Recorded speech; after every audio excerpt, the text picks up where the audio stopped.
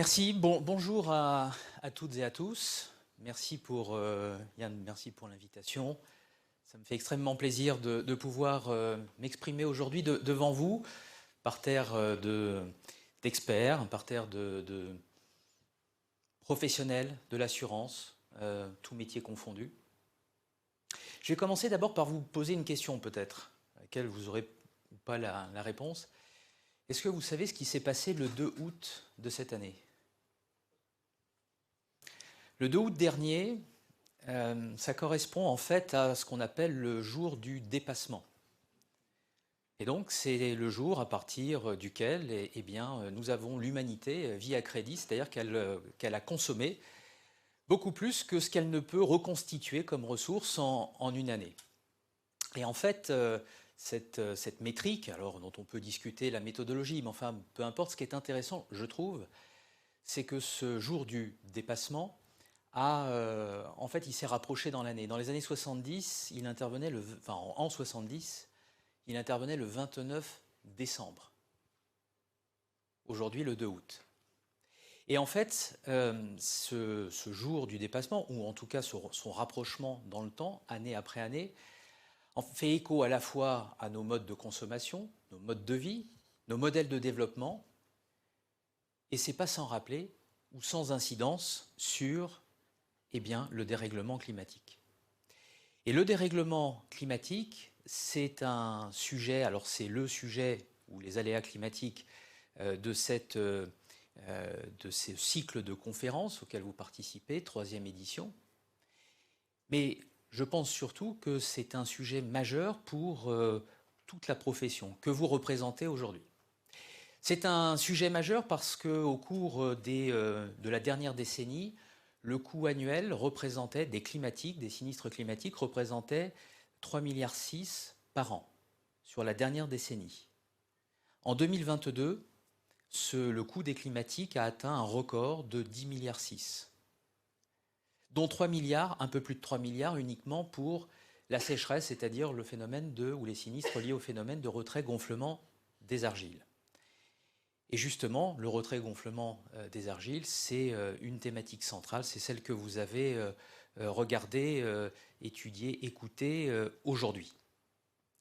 Cette thématique, elle ne doit pas nous faire oublier le fait que les solutions, en tout cas celles qu'on devra mettre en place, devront être globales. C'est-à-dire attaquer le problème à sa racine. Et le problème, c'est la sécheresse peut-être, mais c'est surtout le dérèglement climatique. Je dis ça parce que, au fond, les assureurs que vous représentez, enfin toute la profession, jouent un rôle d'acteur, j'allais dire même de triple acteur. Les assureurs interviennent évidemment dans ce sujet des aléas climatiques et plus particulièrement du retrait-gonflement des argiles, à la fois dans leur rôle d'indemnisateur, bien évidemment. Mais j'ajouterais également dans un rôle de prévention qui doit se développer de plus en plus. J'y reviendrai. Et puis enfin, ne l'oublions pas, dans un rôle d'investisseur institutionnel, parce que les assureurs, en tant qu'investisseurs institutionnels, ont des leviers pour agir sur la transition écologique des entreprises, via le financement des entreprises. Donc les assureurs sont triplement acteurs. Et en étant acteurs, ils ont une vision de long terme. Il y a quasiment 2 ans, nous avions à la Fédération actualisé une étude prospective à un horizon de 30 ans. Et cette étude, elle visait à définir la tendance, l'évolution du coût des sinistres climatiques. Le résultat de cette étude prospective est sans appel. Sur les 30 prochaines années, le coût des aléas climatiques, tels qu'ils sont aujourd'hui couverts par le système assurantiel, va doubler. On va passer d'un coût cumulé sur les 30 dernières années de 74 milliards d'euros à un coût cumulé sur les 30 prochaines années de 143 milliards d'euros. Coût cumulé sur 30 ans. Mais vous voyez, on est sur une tendance, j'allais dire, assez forte, de doublement. Je vous le disais, les assureurs ont également cette capacité à agir, à induire la transition écologique ou l'adaptation à la transition écologique des entreprises. Et cela se fait par leur rôle ou à travers le rôle d'investisseurs institutionnels. Et c'est ce qu'ils font. C'est peut-être pas un sujet que vous avez longuement abordé, donc je me permets simplement de le souligner pour ne pas l'oublier. En 2021, les investissements divers, alors je ne rentre pas trop dans le détail de comment on les définit, mais enfin les investissements qui participent à cette transition écologique divers ont augmenté dans les portefeuilles des actifs détenus par les assureurs de 23% entre 2020 et 2021, et les chiffres 2022, on les donnera d'ici quelques semaines. Mais vous voyez, on est sur une évolution qui est très marquée. Et par ailleurs, l'exposition du secteur assurantiel aux économies, enfin au gaz, au pétrole ou au charbon est très faible. L'exposition des actifs détenus par les assureurs au charbon, c'est 0,6% de leurs actifs. 0,6%. Et pour ce qui concerne le pétrole et le gaz, on est à 1,2% des actifs. En fait, les assureurs ont montré le chemin en termes d'adaptation à la transition écologique, et du reste, ils s'engagent également à définir des calendriers d'arrêt de financement des entreprises qui ne renonceraient pas à des nouveaux projets d'exploitation, de production d'énergie fossile non conventionnelle. Donc même si parfois le secteur est décrié, et je le lis dans la presse et je le vois aussi comme vous dans les médias, mais les chiffres sont têtus et les faits également. Le secteur montre l'exemple de ce point de vue. Il y a également un point que je veux souligner qui est très important, c'est celui de la prévention. Et c'est sans doute un des leviers qui n'est pas encore suffisamment activé. Donc c'est aussi une façon de mettre un peu d'optimisme dans tous ces échanges, hein, parce que c'est un levier qui a encore des effets à produire dans le temps.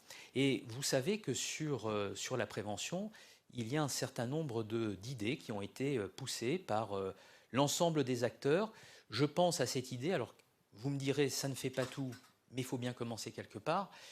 C'est la journée de la résilience. La journée de la résilience, c'est le fait tout simplement de consacrer une journée nationale pour que les élus sur le terrain puissent organiser des informations, des activités, bref, faire un point d'attention, mettre l'éclairage sur les risques, et notamment les risques climatiques, pour développer les réflexes chez nos concitoyens, ou à minima améliorer la connaissance de ces risques climatiques.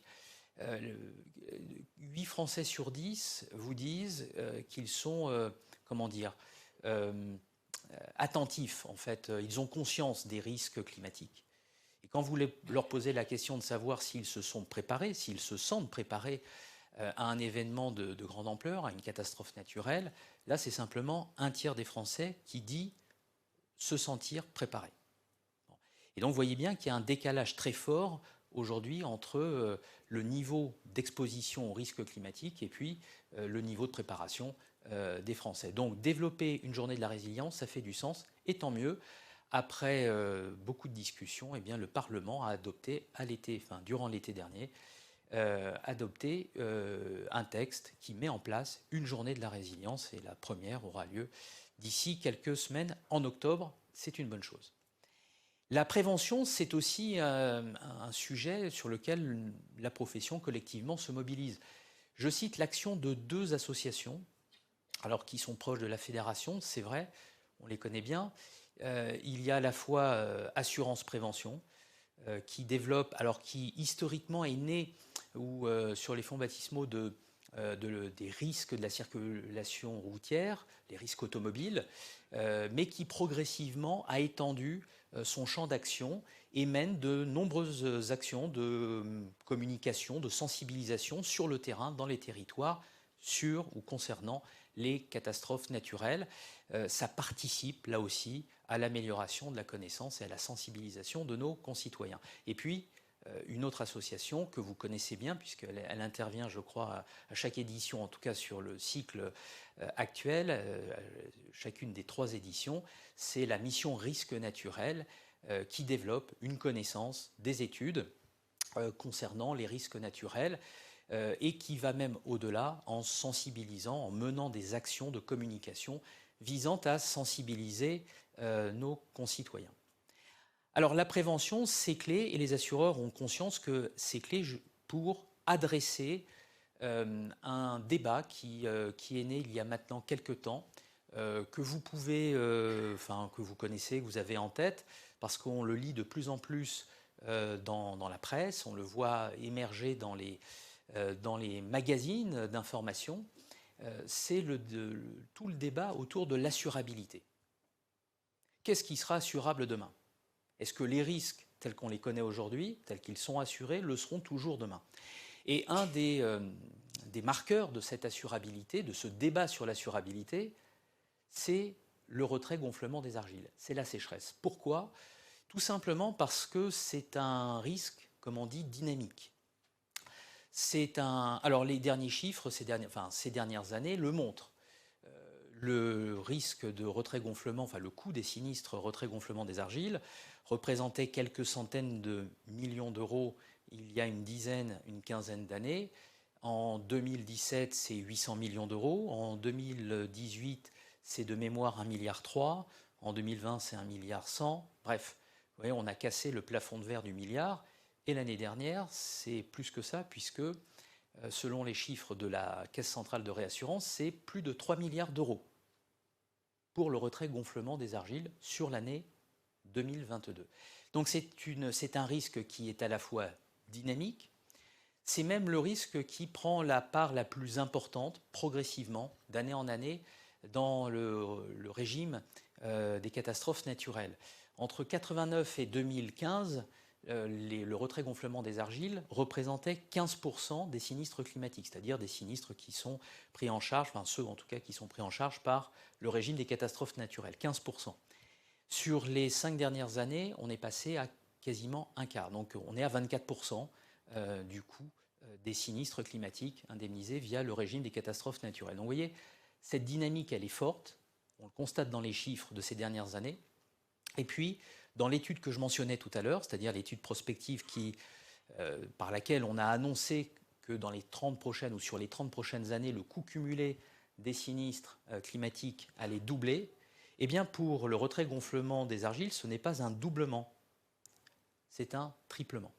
Voilà. Donc cette dynamique, elle est vraiment véritablement ancrée, et c'est bien cette dynamique qui conduit à une multiplication des débats sur le sujet de la sécheresse, des débats, des missions parlementaires, des travaux gouvernementaux. Alors vous avez, notamment au cours de cette journée, vous avez eu un retour sur, vous avez évoqué ces différentes missions, ces différents travaux parlementaires.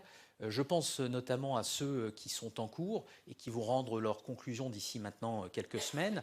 Celui qui rendra d'ailleurs le premier ses conclusions, c'est la mission du député Ledoux, qui s'intéresse à la prévention, qui s'intéresse aux réponses qu'on va pouvoir apporter à nos concitoyens qui sont les plus fragiles, les plus modestes, parfois même ceux qui ne sont pas couverts. Voilà, c'est le cadre de cette mission. Et puis, un peu plus tard dans l'année, c'est la mission Langrenay qui donnera ses conclusions concernant l'assurabilité du risque ou des risques climatiques. C'est une mission qui avait été lancée en milieu d'année par Bruno Le Maire. Alors, ces missions, elles témoignent finalement de cet intérêt, de l'importance des sinistres ou des aléas climatiques et pour le coup, du retrait-gonflement des argiles. Cette importance, cet impact qu'a aujourd'hui le dérèglement climatique sur l'assurabilité de ces risques nous a conduit, côté de la profession, à nous mobiliser, à agir pour une chose. Il faut pérenniser le régime des catastrophes naturelles. Pérenniser le régime des catastrophes naturelles, ce n'est pas possible. C'est juste obligatoire.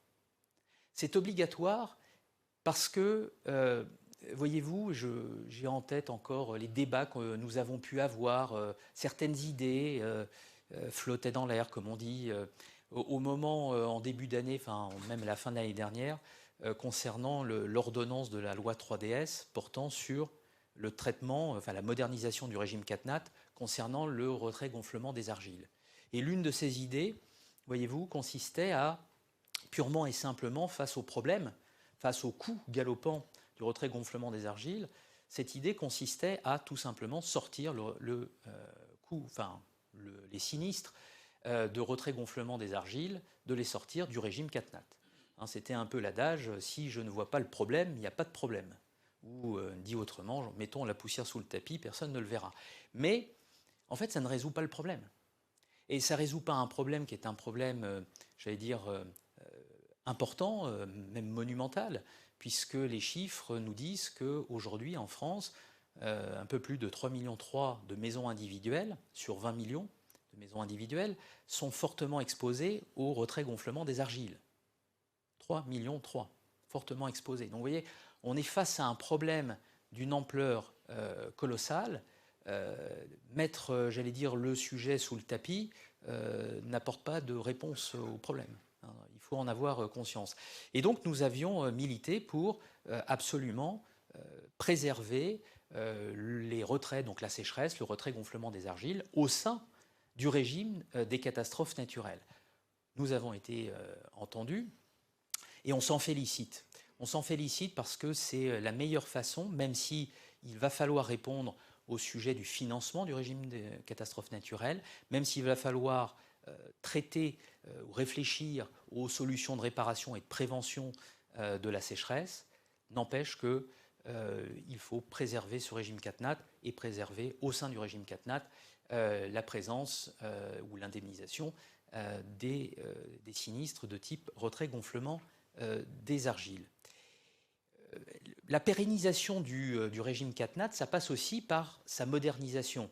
Vous l'avez abordé aujourd'hui avec l'ancien député Stéphane Baudu. Nous avions aussi, mais de longue date, ça fait une dizaine d'années, que les assureurs militaient pour actualiser ce régime et notamment faire en sorte que le régime prenne en charge les frais de relogement, intervenir ou supprimer les modulations de franchise que les Français ne comprenaient pas, que les petites entreprises trouvaient totalement injustes. Bref, une modernisation. Le député ou l'ancien député Stéphane Baudu a apporté cette loi, cette proposition de loi. On s'en félicite. Il est vrai simplement, il faut en avoir conscience, vous le savez, c'est que toutes ces mesures qui renforcent l'adhésion au régime des catastrophes naturelles et l'intérêt de ce régime, que le monde entier nous envie, au passage, puisque je rappelle que le coût moyen de la garantie catastrophe naturelle pour un foyer, c'est-à-dire pour chaque police multirisque habitation, c'est 25 € par an. Le coût, je répète, le coût de la garantie catastrophe naturelle, c'est en moyenne 25 € par an par police, donc par foyer. On est sur un montant qui est très limité.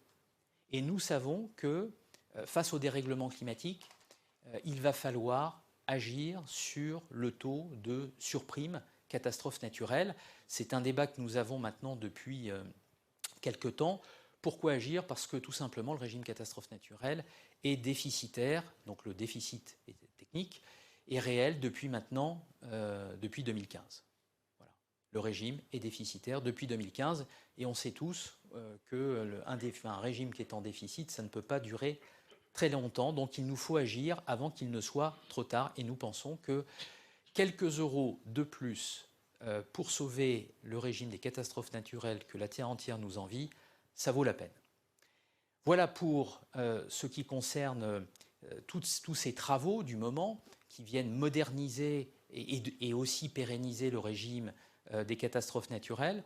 Je voudrais aussi vous dire que ce travail, il n'est pas simplement avec les pouvoirs publics. C'est le rôle de la fédération que d'agir et d'interagir avec les pouvoirs publics. C'est un travail qui doit se faire en fait de manière collective, c'est-à-dire les assureurs, les réassureurs, les experts, bien évidemment.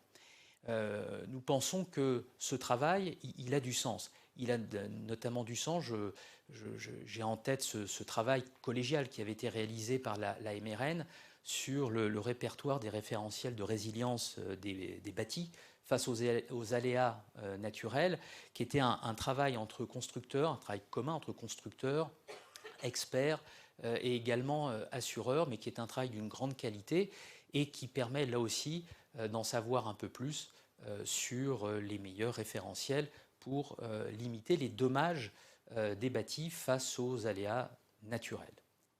Et puis avant de finir, de conclure, j'ai encore une dernière chose à vous dire.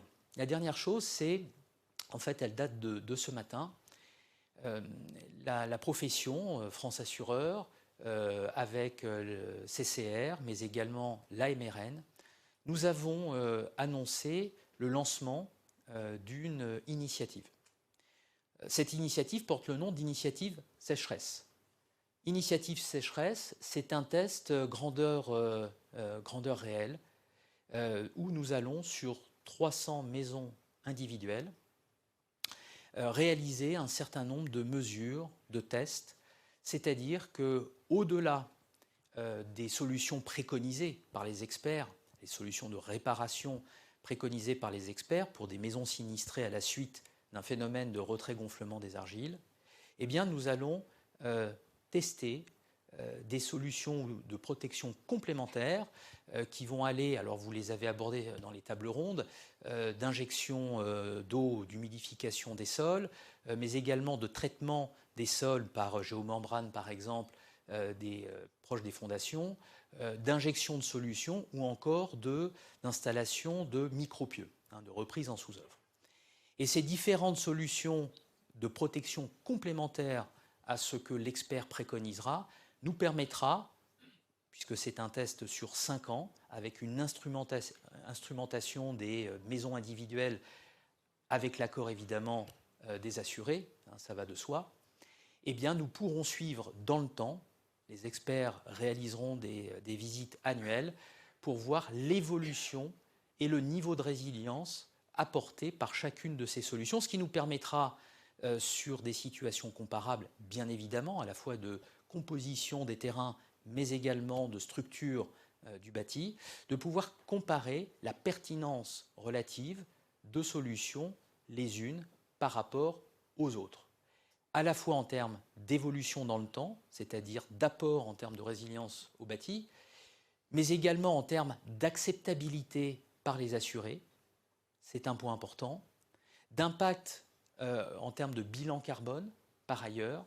Bref, ça sera un bilan complet qui sera fait chaque année et au terme de ce test, de cette initiative dite sécheresse, qu'on est très fiers de porter avec la CCR, avec la MRN et l'ensemble des acteurs, des assureurs, des membres de la fédération.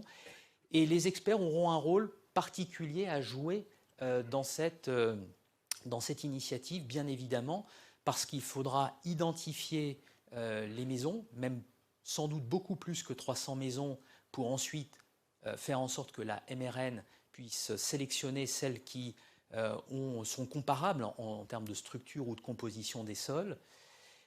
Ces données seront anonymisées, bien évidemment, mais elles seront mises à disposition de l'ensemble de la place. C'est vraiment une initiative commune pour éclairer le sujet des solutions de réparation face au phénomène de retrait-gonflement des argiles.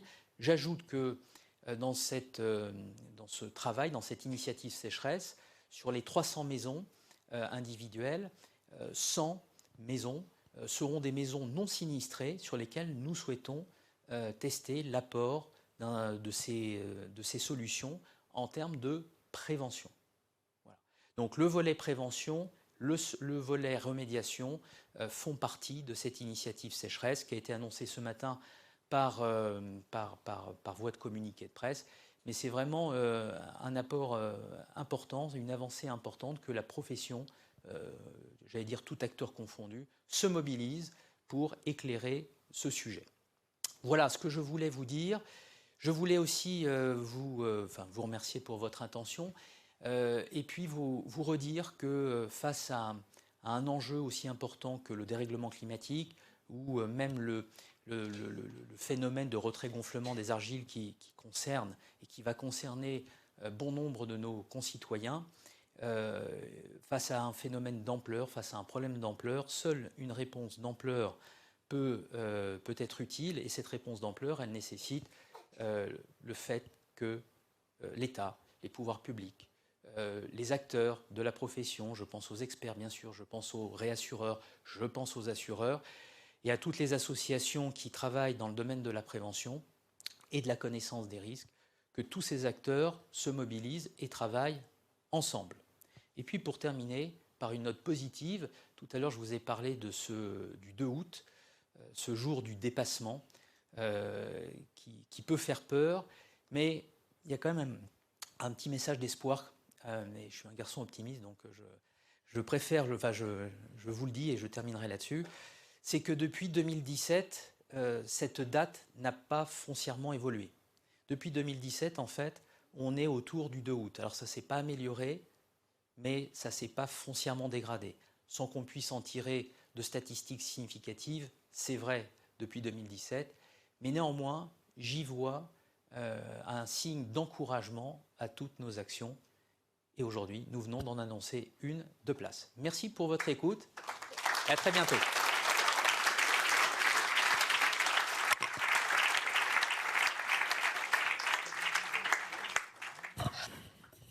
Un immense bravo pour cette initiative et de vifs remerciements pour avoir organisé la sortie de presse le jour de Convergence. Un grand merci aussi, Franck, pour votre participation en clôture de ces 3 années. Encore une fois, si on peut vous applaudir, un grand bravo et un grand merci.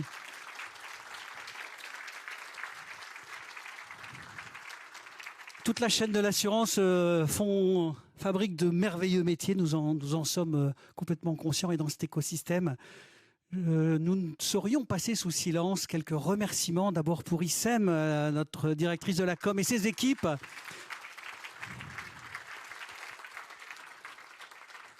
Jérôme, merci pour ton animation et tout ce temps de préparation. Et puis, entre ce matin et cet après-midi, une très grande qualité d'intervenants, et qui, nous l'espérons, aura permis de vous offrir un panorama assez large, assez complet en 360 de ces sujets qui concernent le risque climatique et plus particulièrement le retrait-gonflement des argiles. 2 petites annonces, mais je voudrais vraiment qu'une fois encore, nous applaudissions Franck et puis l'ensemble des intervenants.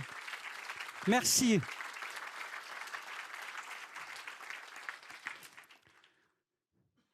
Puisqu'on parlait beaucoup de prévention, dans quelques semaines, nous annoncerons le lancement d'une nouvelle offre, un nouveau réseau de spécialistes en audit de risque, en audit de sinistralité, et dont l'objectif c'est d'offrir au marché, que ce soit des entreprises, bien sûr des compagnies d'assurance, des solutions d'accompagnement, une offre de services nouvelle que nous lancerons et qui portera le nom d'Effixian, avec toute la symbolique que vous pourriez voir dans le logo. Mais rendez-vous dans quelques semaines pour vous en dire un peu plus sur les scopes. Mais bien évidemment, il y aura beaucoup de sujets autour du bâti et du bâtiment. Voilà, ça c'est la première annonce. La deuxième annonce, avant que nous allions nous restaurer, c'est le thème de l'année prochaine. Peut-être que Franck, ça nous donnera l'occasion de nous revoir. En tout cas, il sera question de construire et de réparer bas carbone. Nous vous donnons par avance rendez-vous l'année prochaine pour Convergence 2024. Très belle fin de journée. Bon retour à toutes celles et ceux qui ont un peu de chemin. Et un cocktail nous attend. Un cocktail nous attend. Et c'est aussi un autre plaisir de nos métiers. À bientôt.